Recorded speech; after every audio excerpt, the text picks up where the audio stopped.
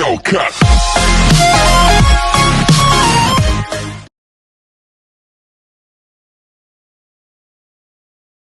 I get asked that a lot, and I really never know how to answer. Yeah. It was complicated. Not like how labor went wasn't complicated. It was just how things happened.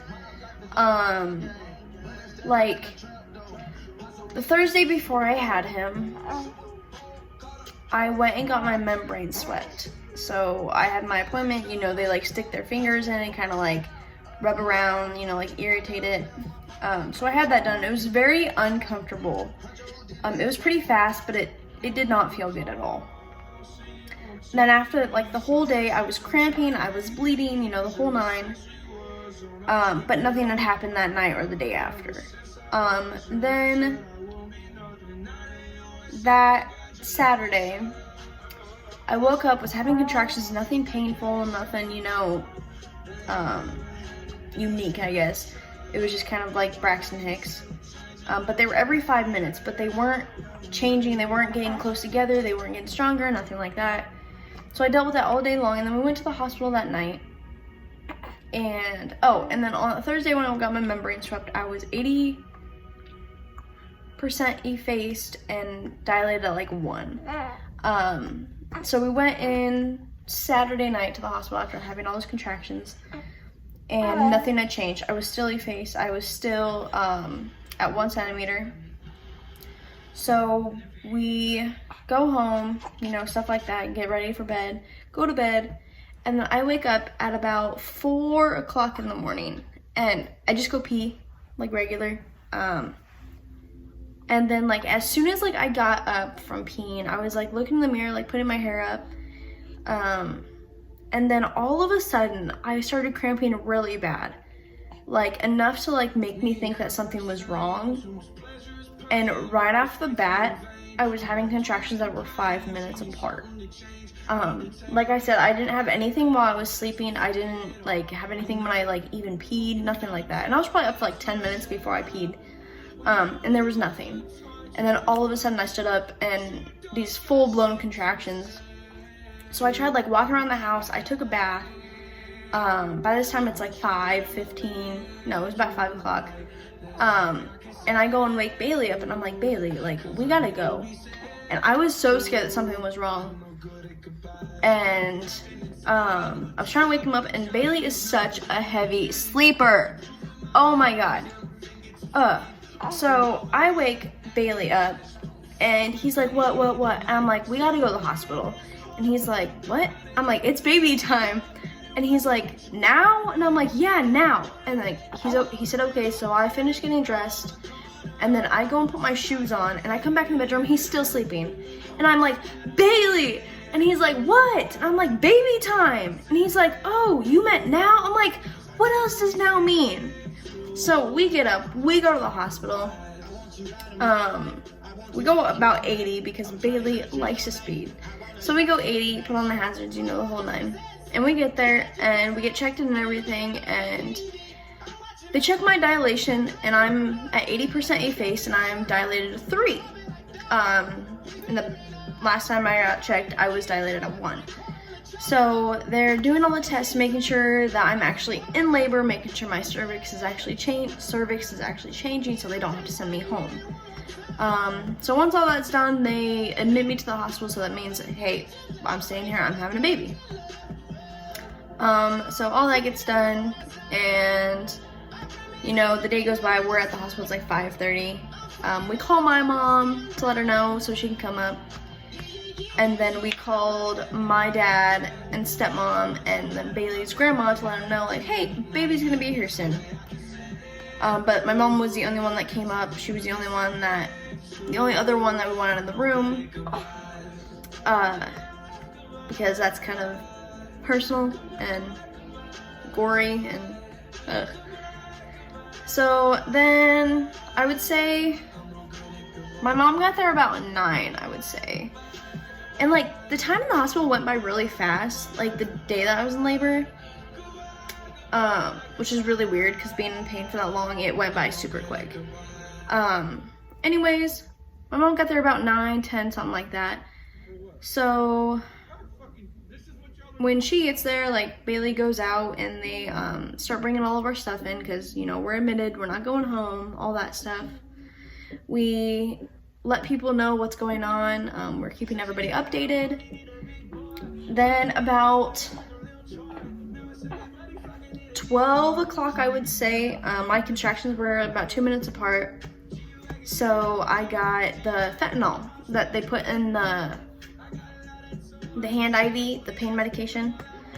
And then about an hour, that all wore off. So I like tried to stick it out. I was like, okay, I can do this, I can do this. And then finally, like, about 1 o'clock, yeah, I must have got the fentanyl earlier than that, because about 1 o'clock, I asked for the epidural, and I got it. And,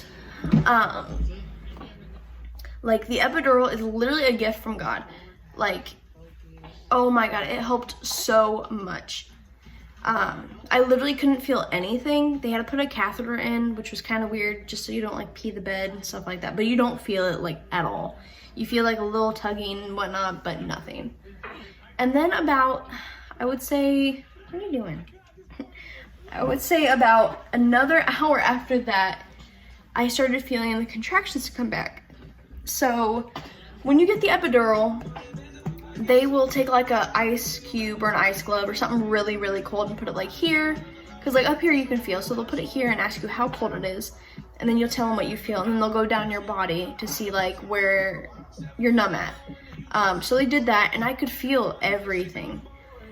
And it probably wore off in a matter of 5 minutes. Like, it was just completely gone all of a sudden.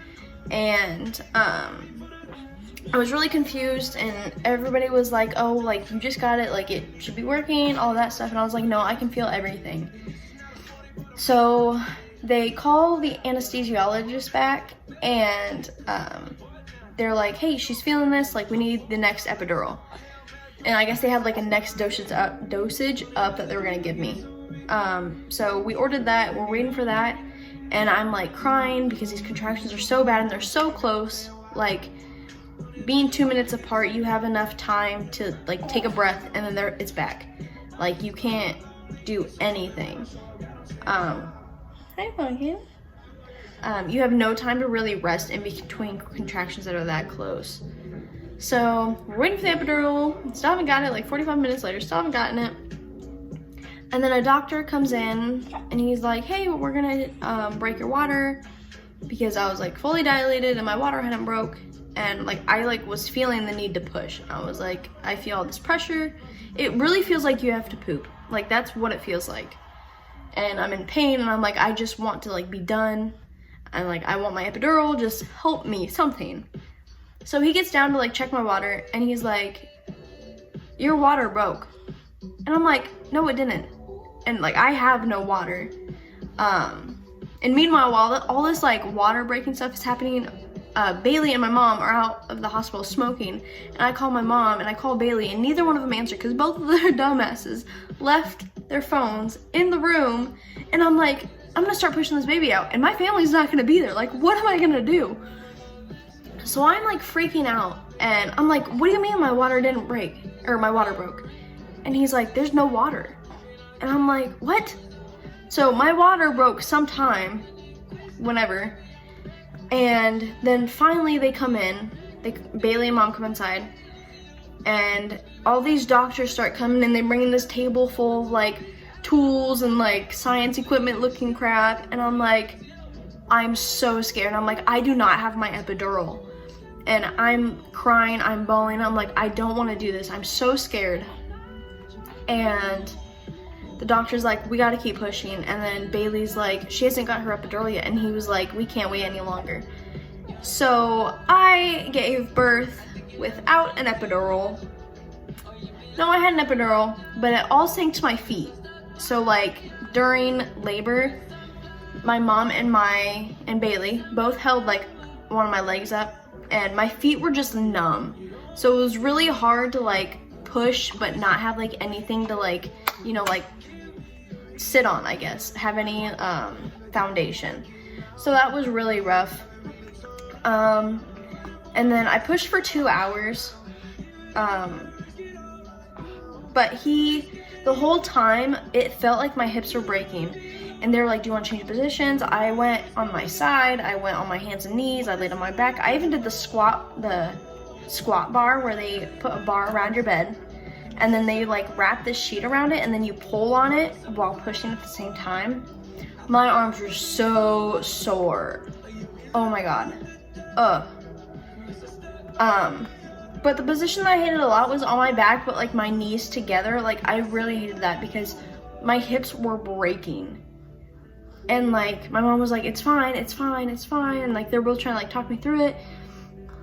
And I'm just in so much pain. Like I can't even like gather who's talking to me, how many people are in the room. I couldn't think straight at all. It was just such a blur in the moment.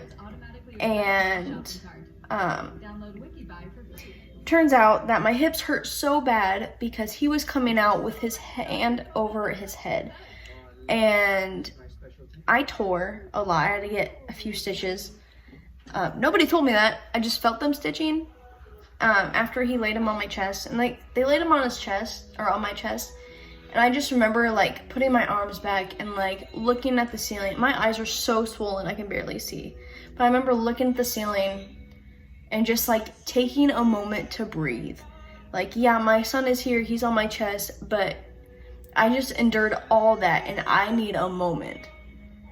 And like even during birth, like I'm a very like private person. Like my life is my life, especially like when it comes to like my body and stuff like that. I'm very preserved.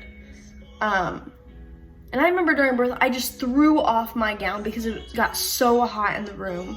And then like once like I kind of like knew I did that, I kind of like asked for it back and like covered my boobs back up because I was like, that there are so many strangers in the room, like that doesn't need to happen. So that happened. But yeah, they put him on my chest and for a couple of seconds, like I didn't acknowledge him. I really didn't, and like I feel really bad. Like I wish I could go back and redo that moment because it's such a strong and powerful moment. Obviously we're bonded as much as we are, and I wouldn't change it for the world, but I kind of missed that moment just because I was in so much pain. I couldn't really like enjoy it. But then a couple minutes later, as they were sewing me and stuff like that, I finally like grabbed him and held him and started crying. Bailey was crying, my mom was crying, even my nurse was crying. And honestly, shout out to Mercy Hospital in Cedar Rapids because their nursing staff was amazing. They treated us like family and it was just so awesome. And every like, 8 hours they switch shifts and stuff like that. So we had like the same nurses like over and over again throughout the night because we stayed the night there too afterwards. But they were so amazing and so helpful, and it was awesome for like the first nurse that like admitted us to be there and then to leave, and then her to come back that night and see us with him and whatnot. What are you doing? Oh. So yeah, they were definitely amazing. I couldn't have chosen a better hospital to go to. But yeah, that night we stayed the night. We ordered so much room service throughout the night. Hell, after you give birth, you will be hungrier than a motherfucker. I remember we ordered like roast beef and we ordered a bunch of breakfast stuff, stuff like that. And honestly, like, it was like the best thing I could ever ask for because, I had me, I had my son, I had my boyfriend, and it was just awesome. I mean, even though we were in the hospital and I was in pain and all that, it was so great to experience that and just to like look back on it and be like, it was so simple. Because I remember sitting there at the table eating with Bailey, looking across, seeing Bailey and seeing him look at Eli, and then just looking over and seeing Eli sleeping. Like, it was so heartwarming to know that all that pain literally means nothing, because now I have him, and suffering through pregnancy and stuff like that, it means nothing. Like, now I look back at it and I don't remember anything. it literally just escapes your mind because now you have this gorgeous, amazing human being in your life. And that's all that matters, because that pain that you went through created this. So now that pain is meaningless as far as being painful or causing you discomfort. It didn't mean anything then, but now it means everything because he's here. And now it's so worth it. Now it's so worth it because you have this child that is a part of you and a part of the person that you love the most.